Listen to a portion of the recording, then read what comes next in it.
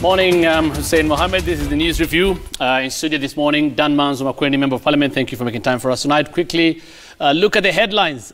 I said tonight? This morning. This morning. Yeah.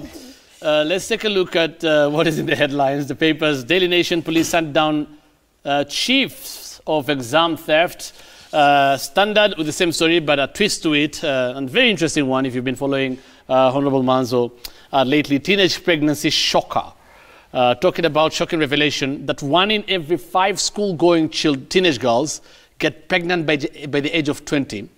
And it has forced Education CS Amina Mohammed to call for assessment of all the cases. Well, Amina Mohammed has just spoke a while ago at Langata, talked about, again, 15 arrested in KCSE for early exposure of exams in Munyango secondary schools, and at least 4 arrested in Kakamega with fake answer sheets, I think. So there's disciplinary action instituted. Honorable Manzo, I mean, we just seemingly cannot get past this exam cheating. Yes, it seems it's become part of our culture, and although I'm happy to say that the Minister, the CS Education and also the CS Interior have worked very hard to make sure that you reduce exam cheats. But you know that's where corruption begins. These are minors, these are children, so an adult somewhere is procuring an exam for them. And if you cheat in Standard 8 or Form 4 exam, and you go to college, are you going to cheat all your life? Are you going to cheat in your career? If you become a surgeon, are you going to steal? You know how to operate on someone. So I think it's something parents must encourage. It's something, you know, churches, all religions must fight against, so that there are good morals instilled in children.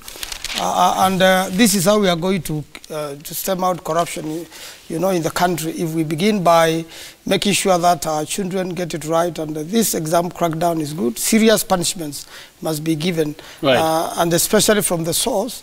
And the children must also learn that it is wrong to steal exams. Okay, and let's take a look at, again, that story in the Standard. Teenage pregnancy crisis hitting Kenya. Ministry has been faulted here for only recognizing, that is on page 4, for only recognizing extent of sexual abuse and teenage pregnancy in schools during examinations. Yet, the learners have been pregnant for months. It's not like they're knowing now. Yes. Yeah. Yes. Well, it's happening all over the country, and even in Makweni constituency we had an experience. And the problem is when you report these matters to, you know, the relevant authorities, a lot of times evidence is concealed. You find that a parent's child has been abused even by a teacher. They are underage, you know, it's defilement. They are expecting a baby, but the story does not go beyond the village or the local day school or a body school, and you find prosecution doesn't go on, and there are a lot of attempts to negotiate these matters out of court and within those setups. And unfortunately, you know, this child now will arrive during exams. So now the statistics will pop out. How many girls are giving birth during exams, are doing their examination paper just after delivery? Although I assume they've been going to school. We have, what do you call them, county education officers or something. I mean, and they're teachers in school, in these schools. They should be knowing. I mean, it shouldn't be like a shock just on the week of exams that, oh, there's a shock. This number of students have been impregnated and all that, and now they have to do the exams. I'm aware of a Form 4 student who has been, you know, expectant, and is in school, stays in school. And you know, all the other girls can see. Exactly. and she's in Form 4. And the teachers can see. And teachers can see. And you know, at some point during the examination, she will deliver. So it is something Minister of Education need to get a little more serious with, such that whoever is defiled, it should be, because this is defilement. Most of them are underage. The matter is handled seriously. They are taken to court, and the punishments are very severe under the current law. Right. And just a quick look again at some of the data quoted there from the United Nations Population Fund on adolescent girls that fell pregnant between July 2016 and June 2017. It's shocking numbers. 28,000 girls aged between 10 and 14 were impregnated. Okay, and 349,000 pregnant girls were between 15 to 19 years. Although this is this is the data from United Nations Population Fund. I don't believe this is Kenya only. Yes. Right. Let's take a look at another story, something that has raised some interest. What happened yesterday in Homa Bay County? There was chaos yesterday, seemingly a wave of impeachment in counties. I don't know. Yes. I'm not sure if you watched that. Yes. MCAs exchange, and that story is on page 11 of the Standard. MCAs exchange words and blows the speaker returns. We had that story yesterday. Let's just run it down.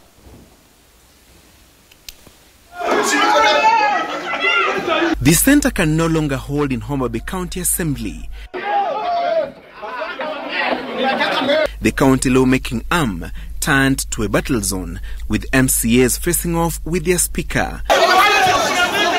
Elizabeth Ayo, who was handed a lifeline by Labor Relations Court Judge James Rika in Kisumu, under siege. The MCAs, who by a majority had kicked her out last month, storming her office in defiance of the court order. They claim her stay was no longer tenable, claiming she had integrity issues and was responsible for the chaos witnessed in the assembly last month, leading to the loss of the mace, the county assembly's symbol of authority. A contingent of law enforcers called in to calm the situation, outnumbered by the rowdy MCAs, prompting the deployment of a backup team that kicked out the ward bosses out of Ayo's office.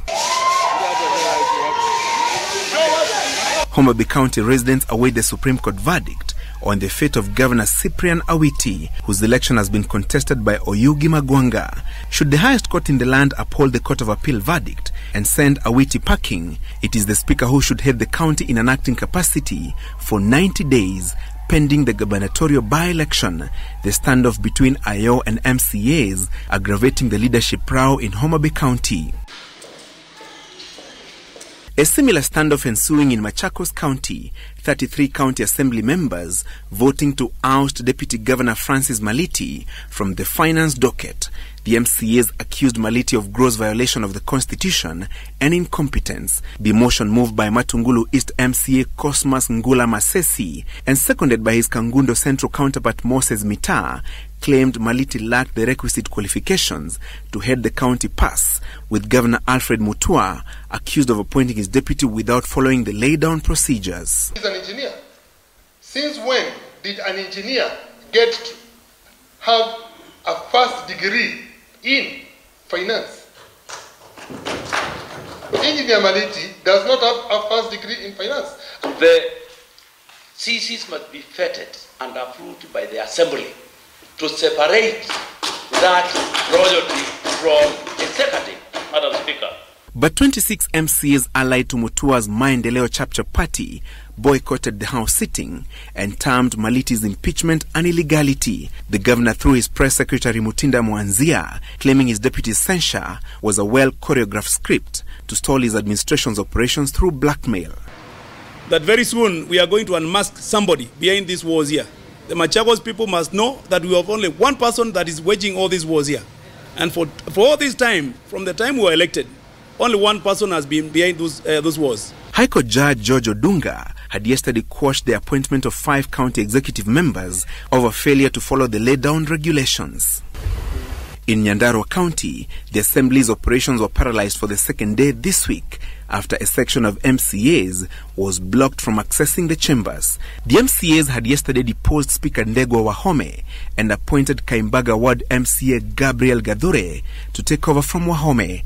Kulikuwa na plan ya ambao tunaamini Speaker mwenye alikuwa hapo awali ndiye alikuwa amepanga ati hiyo maandalizi ya bunge ama venye bunge inastahili kuendelea isiendelee. Hakuna kura imepigwa katika bunge ya Nyandarua ya kutoa speaker katika kiti. Na hata wakati inasemekana speaker alitolewa bunge, kulikuwa na wajumbe 20, hakukuwa na motion, hakukuwa na debate, na ndio speaker atolewe kwa kiti inatakiwa kuwe na watu 30. The standoff running into a third month with adverse effects on the county operations. Francis Gashuri, Citizen TV. And it has happened as well in Nairobi, and of course Kisumu, the back and forth for so long over the years. I mean, Either it's a coincidence, first they're within their rights, no doubt about it. But it's a coincidence, or they're really working, or somebody just needs to rein in. We have just completed a debating county government amendment bill, which specifically addressed the gaps which have been there in the counties, and especially the county assemblies. The impeachment of speaker, particularly, has now been enlightened in the law, and it's now properly put in law what should happen, the reasons. You remember also we did not have deputy speakers legally in office. We have now, following a court judgment, we have made sure as Parliament now we have passed a law which will make sure that deputies can be able to hold legally and in a proper manner when the speaker is not present or has been impeached for proper reasons. So there has been chaos in the counties, and we have now, sealed the gaps in the law to make sure that now some law is in place. There has been a gap because most of the, some of the laws were not there. They were left either accidentally. When you remember when after the new constitution, these laws were made, quite in a hurry, and right now we are sealing up the gaps. So I believe after these amendments come into force, upon being signed by the president, then we will have a little bit of sanity in the counties. But again, we have to make sure that there is decency and decorum, and the county governments, that's the governor and the executive, also follow the law. If you are appointing ministers, it must go through the proper channels. It is already in the law. If you don't, then the courts will nullify, and you end up to square zero, just like it has happened in Machakos. Okay. Look at very briefly again at another story in the Standard here. Page 8, Lobby Group 6, the suspension of projects. This is something that people will be talking about several times, about the government's appetite for borrowing.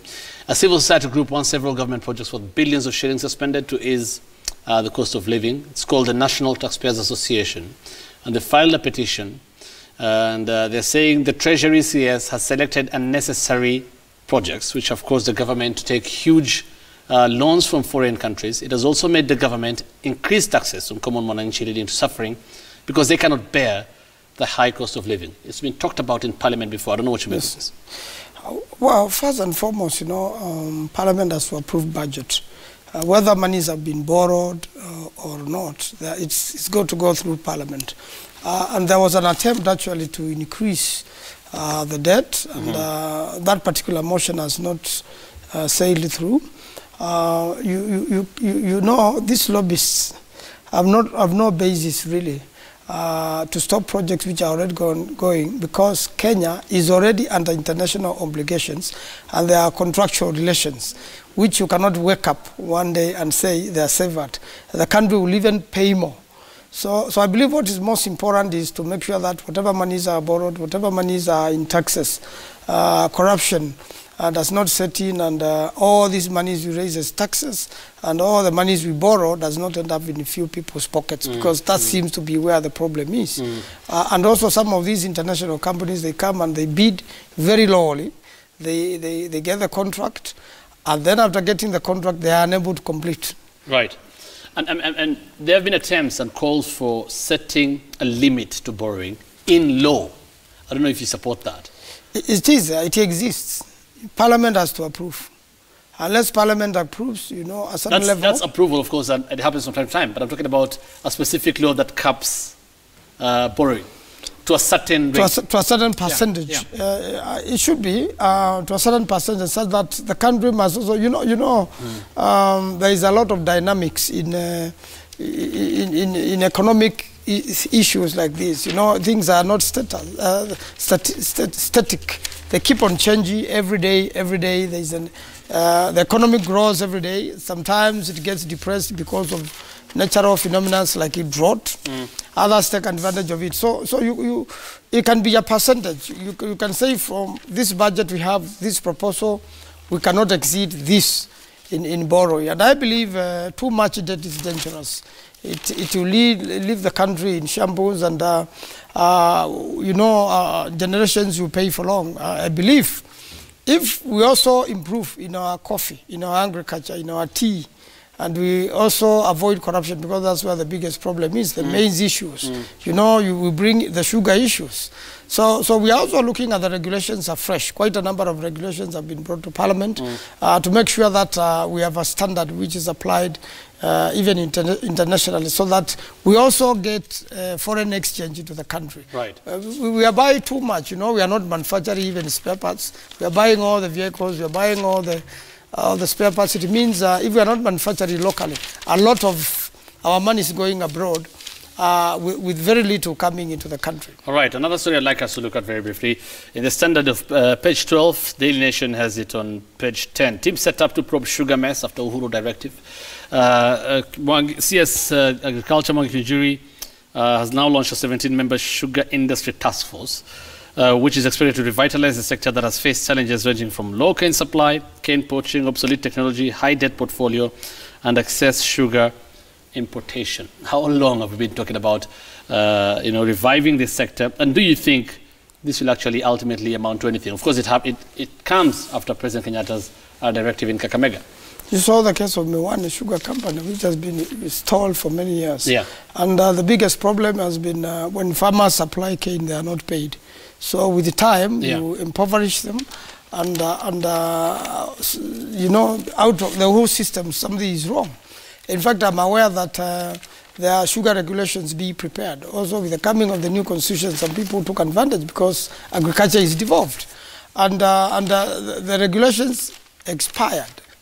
So the CS Agriculture wrote to Parliament seeking extension for 1 year while they conclude the deliberations with the counties which grow sugarcane, to make sure that it is standardized and there is input from the locals. So I believe we have to look at